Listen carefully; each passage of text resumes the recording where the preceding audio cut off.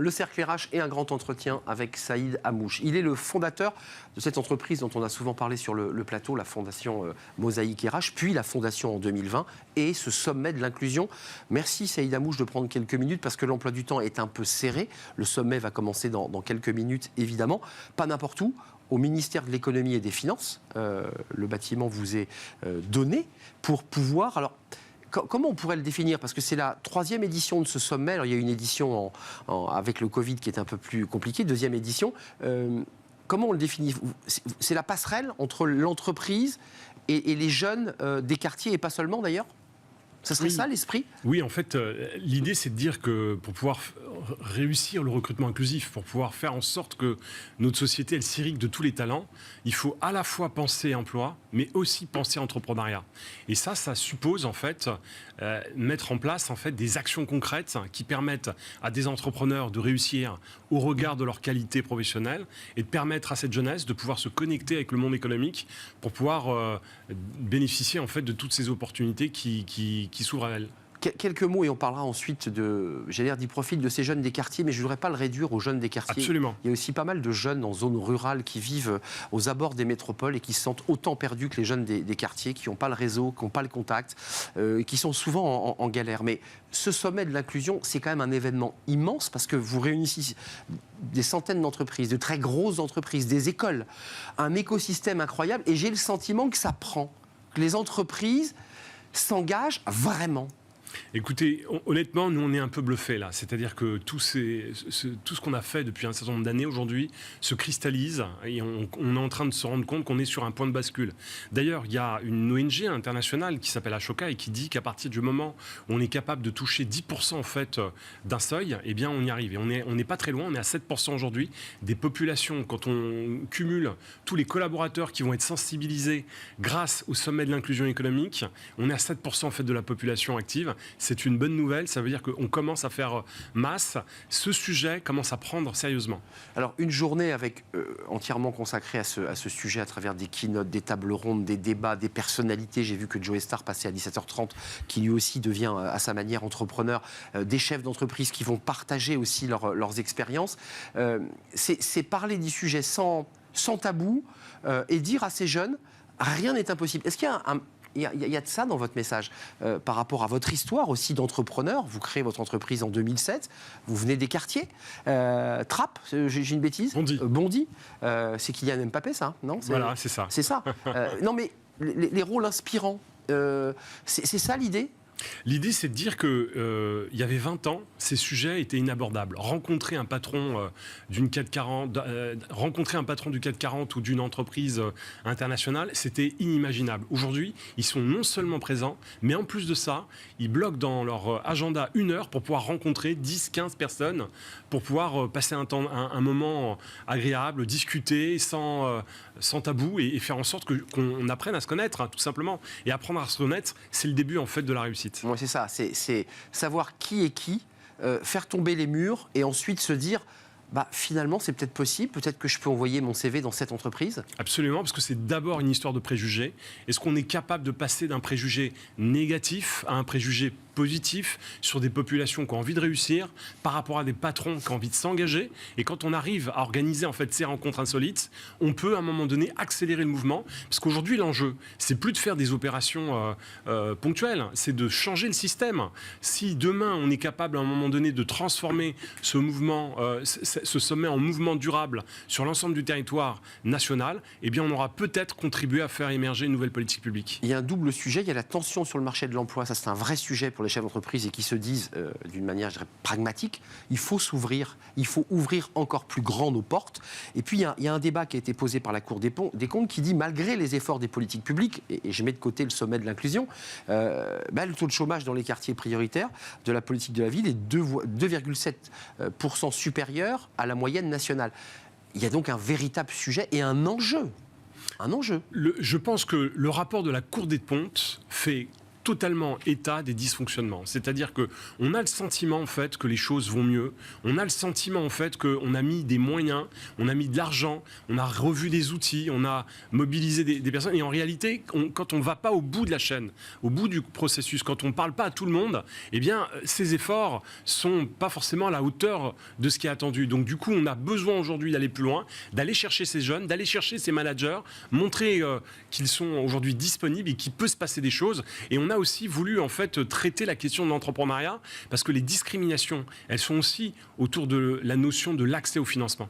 J'ai vu qu'il y avait il faut voter, d'ailleurs je le dis, on peut encore le faire, je crois encore, vous avez quelques minutes pour Absolument. voter sur des projets, il y a 5 projets. 6 projets sélectionnés. Projets que je trouve assez géniaux, très variés, d'entrepreneurs. Alors il y a l'un qui fait des chaussures sur mesure, en cuir, fait main en France. Qui est un ancien sportif de haut niveau, Tout aujourd'hui qui s'est reconverti et qui, avec ses deniers personnels, a créé en fait son petit commerce et qui a un shopping dans le 8e arrondissement. C'est formidable comme histoire, il faut le soutenir. On a ces entrepreneurs qui viennent des quartiers dits prioritaires, j'aime pas ce mot, qui s'engagent. Avant, ces jeunes voulaient devenir salariés. Là, on découvre quand même que parmi tous les talents de ces quartiers, il y a beaucoup de jeunes qui disent « mais moi, je veux aussi monter ma boîte, je veux la créer, ma boîte ». Et ils ont aussi besoin d'être accompagnés. Oui, absolument. Aujourd'hui, l'entrepreneuriat et l'entrepreneuriat engagé ou l'entrepreneuriat social sont aujourd'hui des éléments en fait qui motivent les collaborateurs. Si on n'arrive pas à trouver un sens dans un projet professionnel que l'entreprise propose, autant créer son propre modèle et se nourrir en fait de ses propres motivations.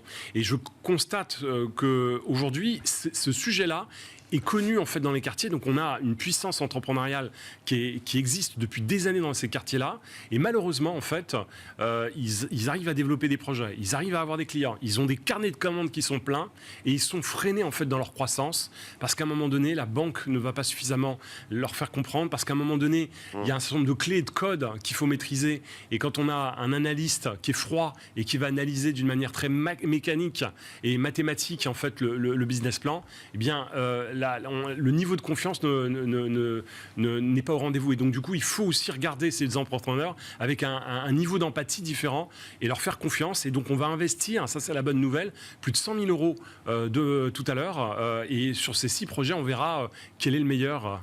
Il y a un fonds en préparation, il y a la fondation, je l'évoquais, mais il y a aussi un fonds. Alors, comment il va fonctionner ce fonds ? Alors c'est un fonds qui est doté d'un budget de 2 millions d'euros aujourd'hui, qui a été structuré à la fois par des spécialistes. Donc je remercie nos partenaires, notamment PwC, qui a voulu en pro bono en fait, nous aider à structurer ce fonds.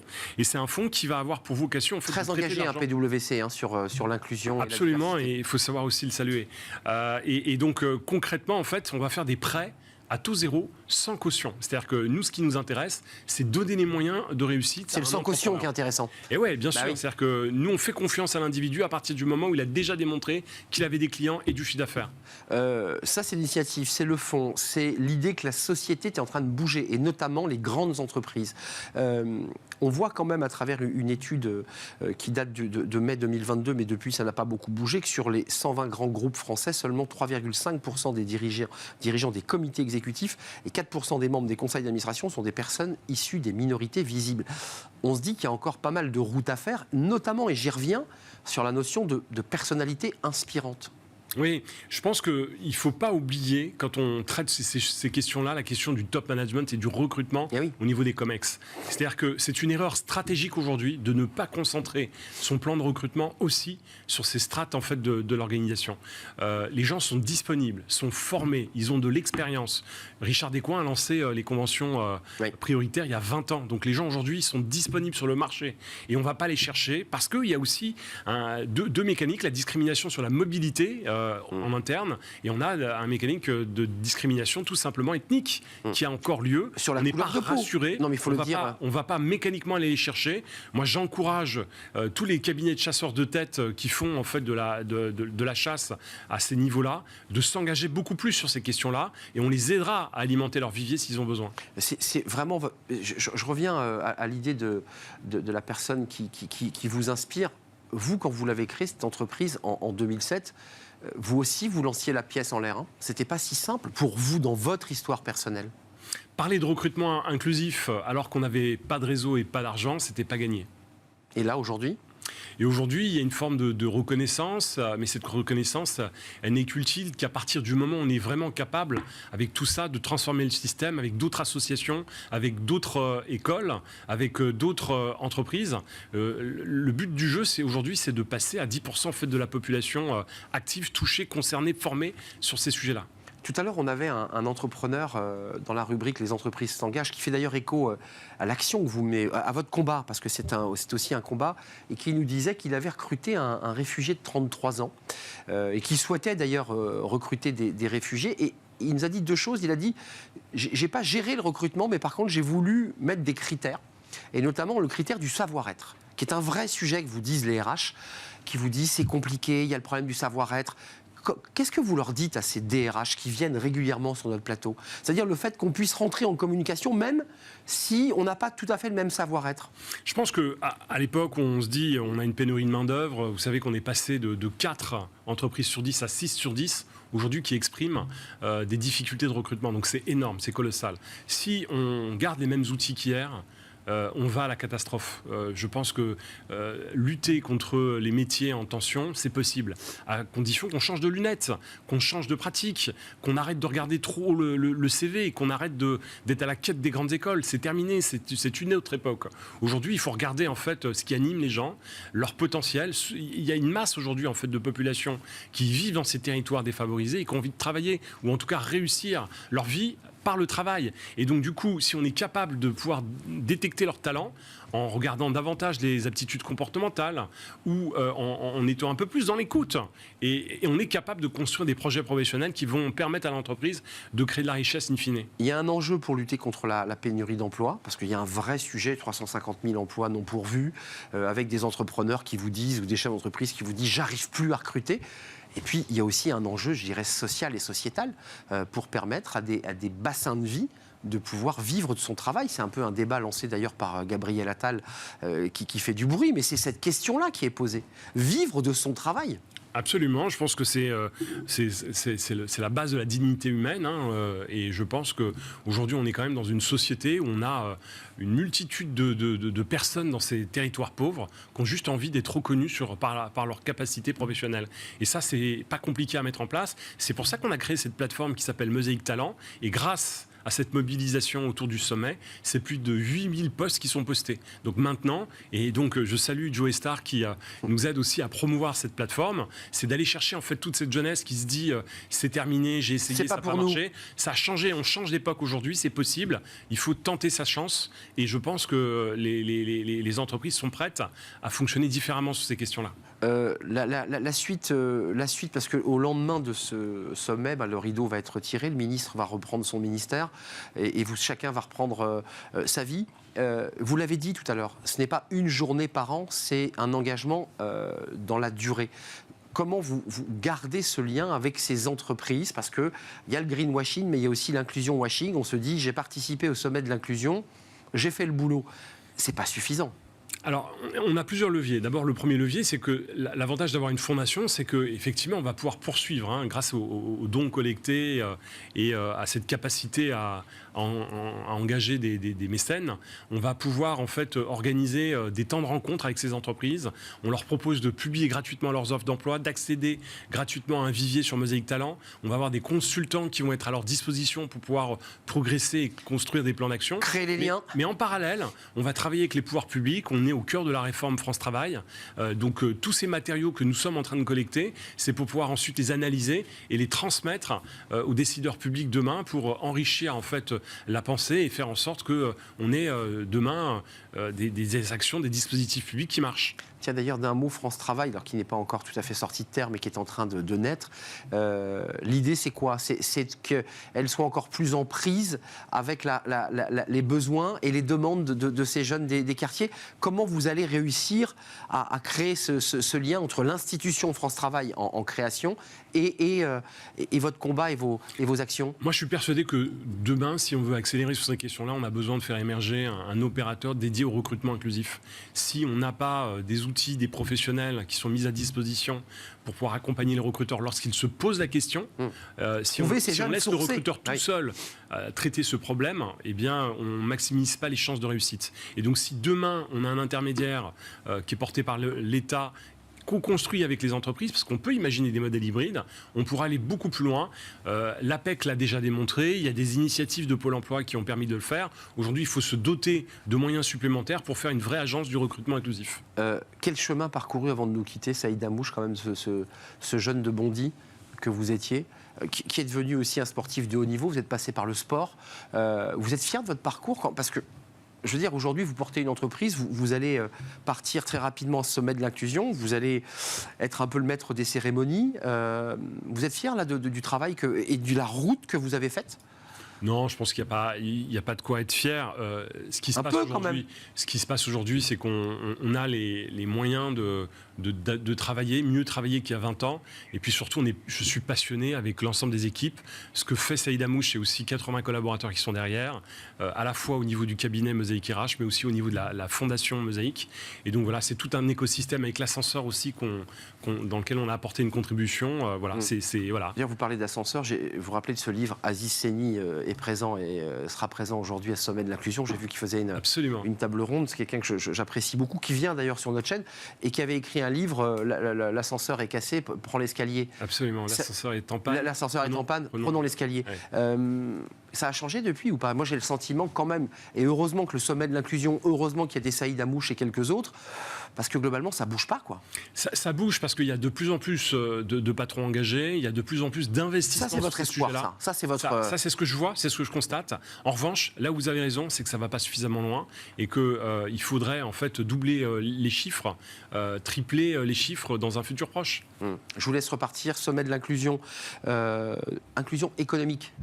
Inclusion économique, parce que le vrai sujet, c'est d'abord un sujet économique avant d'être un sujet social. Vous avez vu, on n'a pas eu le temps de parler, il nous reste une poignée de secondes, mais on parle souvent des quartiers de banlieue. Alors on les imagine en Seine-Saint-Denis de manière un peu cliché, mais on a vu des émeutes urbaines à Alençon, on a vu des mouvements dans des petites villes où on ne s'imaginait pas. Il y a aussi une désespérance sociale dans des petites villes où des jeunes sont perdus. J'imagine que c'est une réflexion que vous menez. Moi j'ai toujours dit que en fait, ce qui se passait en banlieue, c'était précurseur en fait, et annonciateur de crise sociale durable qui concerne en fait toutes les populations démunies. Donc il faut évidemment se tourner vers toutes les banlieues, et il y en a plein dans toutes les villes moyennes, voire les grandes villes de France, où des jeunes cherchent un emploi et galèrent à pouvoir trouver un sens à leur vie. Merci Saïd Amouche, c'était un vrai plaisir de vous accueillir. Vous avez monté Mosaïque RH 2007, Fondation RH et le sommet de l'inclusion, ne le manquez pas. Si vous ne pouvez pas vous déplacer évidemment au ministère de l'économie et des finances, vous pouvez vous connecter, vous pouvez suivre le sommet de l'inclusion en distanciel grâce à des codes et vivre bien une journée assez exceptionnelle avec des personnalités inspirantes, des témoignages, des tables rondes, des keynotes, un événement majeur organisé d'ailleurs et piloté par l'agence EPOCA qui vous soutient dans cette opération. Merci Saïd Amouche. On va parler d'un sujet, on ne va pas être dépaysé dans Fenêtre sur l'emploi, on va parler justement d'un baromètre passionnant sur la relation des jeunes avec leurs engagements. Alors des jeunes des écoles de management, que veulent-ils faire de leur vie et quel sens veulent-ils donner à leur parcours professionnel ? On en parle, c'est tout de suite et c'est dans Fenêtre sur l'emploi.